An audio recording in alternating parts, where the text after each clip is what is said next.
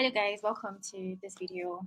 I'm going to be showing you the planner that I talked about. This is it. Basically, I structured this planner based on what I learned last year, building consistency and all, as well as the book, The 12 Week. If you haven't read that book, please just pause this video, go read the book, and then come back because you might not really understand.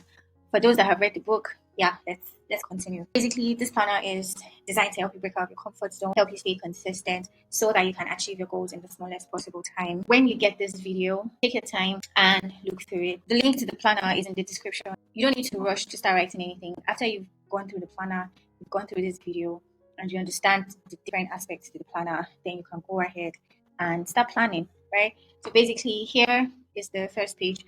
I just introduce you to what the planner is about and what my hopes are for you as you use it. Here, I've linked the next page, and then here to the next page after that is linked. So let's just go to the next sheet. This Wheel of Life is a tool. I got introduced to it by my life coach last year. So basically, it helps you figure out that part or that aspect of your life that requires your attention and your focus. As you can see here, I've listed out different categories. If you have extra categories you want to include, please go ahead and do that. These are the categories that I've come up with. And we put here that optimum is 10, right? We're rating this on a scale of 1 to 10. And this is your present reality. How would you score yourself? Where are you spiritually? Put that score there. Where are you in your family and friends? That relationship, put it there. And then looking at this, these are just random figures, okay? Looking at this, you see health and significant other are the two lowest scored categories that I have here on my real life. So looking at this, I can say, okay, let me focus on my health for the first 12 weeks. The book advised us to start small. So instead of loading yourself with many goals, many things you want to achieve, you can start small. You can start with one goal. So these are the two lowest scoring areas in my life. So I can just say for the first 12 weeks, I want to work on my health. Then for the next 12 weeks, I can work on my relationship with my significant. I want you to pay attention to this chart here on your left. If you change any value here, I want you to notice how the shape here changes, right? So basically, this is the theory of the wheel of life. Your life is supposed to be a wheel, and a wheel is circular. If your life is meant to be circular, and you've judged based on your present reality, or you scored based on your present reality, and you're not getting a full circle, the logic here is, okay, look at, that's the blue thingy you're seeing there. Look at that. Is that a full circle? No. Can your life run? Say your life were a car. Can you run with that type of tire? Right? And if those were your tires, how would your life be? You'll be running into accidents and stuff like that.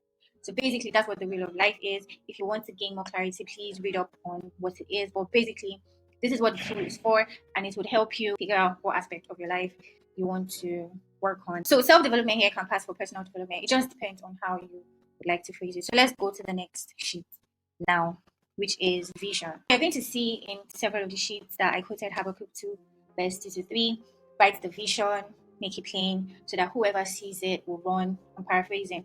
Basically, if there's something you want to achieve, writing it down helps you understand it first of all, and then that would now help you discover the things that you need to get to where you need to go. And looking at these things as often as possible serves as a reminder so you do not forget where you are and where you want to be exactly. We're going to scroll over a little bit to the left. Over here is the vision board. It's a blank template for you, right? So what you're going to do here is you're going to create a vision board of your dreams. Let me show you how you do that. So you come over here to insert. I like to insert my images as drawing. So you come over here to insert, you click on drawing. After that, you click on that image icon right there because I want to upload directly from my laptop. So let's just say I put this illustration. So a vision board is the pictorial representation, what you want your year to look like, what you want your life to look like. So you can save this. So once you've done that, the image should appear on your screen. Okay, so here it is. So you can put as many images here, right? And of course, you can resize this image because the vision board you might want to create might include a lot of images. So just drag on that and reduce it and add as many other images you want. If you also want to include write-ups, please feel free to do that as well. This is your canvas. Treat it as you want. It's editable here. It may not be your aesthetic, so you can definitely swap them out. So that's that about the vision. Here on this table, you're going to write out your vision, and then of course you categorize it. So let's say my vision is for the year, okay, whether it's Okay, we'll get to that. So let's say my vision is to be a YouTube creator, right? So what category does this fall under? Remember that whatever vision you're writing here has to be in line with that part of your life you identified using that tool, way of life. Okay, so we are not carried away. It has to be, if it's health, okay, since I use health, let me just change this. I want to be fit, right? So this is my vision, and the category, of course, is going to be health. And when do I want to achieve this vision? Is it in the first 12 weeks? Is it in the third 12 weeks? Second 12 weeks, first? Or is it in 3 years? Is it in 5 years? Is it in 10 years? So let's just say it's a 2025 goal. It's not really my first 12-week year goal. So put my timeline there, 2025. Then I come over here. What's my motivation? What are some of the things that would stop me from being fit? And then how do I work around it so that these obstacles do not stand in my way? The thing about this is you're not being pessimistic, right? Why you need to identify the potential obstacles is you would probably have ticked all the boxes and there wouldn't be surprises. You want to do that analysis. What are some of the things that can stop me from achieving this goal? How do I make sure that these things that are likely to stop me do not eventually stop me? Yeah. So that if something like this should come up, you already have a way to tackle that. So that's all you're going to do here. Write your vision, make it plain. Be very honest to yourself. No other person is going to have access to this sheet, so please be as honest with yourself as much as possible. So let's move on to the next sheet. Hi guys, my name is Annaliese. If this is your first time, you're very welcome to my YouTube channel. I'm building consistency and I'm documenting my journey, and I'm also helping those that would want to build consistency in whatever area of their life to find a path. I'm so glad to have you here. Please subscribe, like and share. You don't know who you might be helping. It would really go a long way to help me get my message across to so many other people. So thank you for tuning in and stay tuned for the rest. This sheet is 12 years at a glance. It's designed to show you how well you're doing in each 12 weeks. Let's say your high-end goal is to start a YouTube channel, right? And then you categorize this as career or personal development, anyone. This general score, like I said, is automatic. When you go into your first 12 weeks, you get, I don't want to jump. What this score does is that it calculates how well you did throughout the first 12 weeks, and then you put your general score here. So it's the same thing for the second, the third, and the fourth. These are just random numbers, obviously. I put them here so that you see how it works.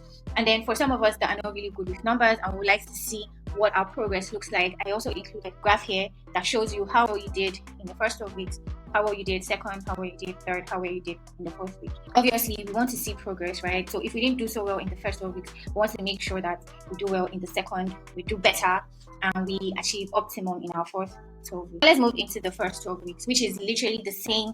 The format is the same, throughout all the 12 weeks. It's the same for the first, it's the same for the second, same for the third and the fourth. For those of you that joined my challenge last year, you'll notice certain similarities to the goal tracker that I shared with you last year. But this one is more intense because I've added a lot of things that were not in that particular goal tracker that I shared with you. So this is my high-end goal, my first 12 weeks. I want you to pay attention to something. See it here, right? It's written here, start a YouTube channel. This is my high-end goal. If I change this to become fit, I want you to notice what happens when we go back to our 12 weeks at a glance. You see that it changes over here, right? So like I was explaining, this is just the general overview.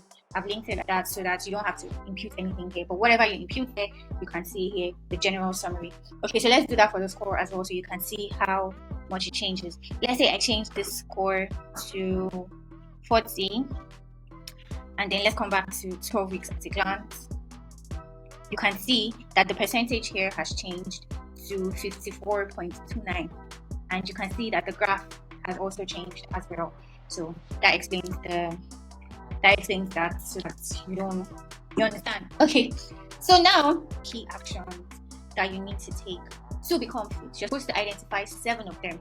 So there are 7 boxes here: 1, 2, 3, 4, 5, 6, 7.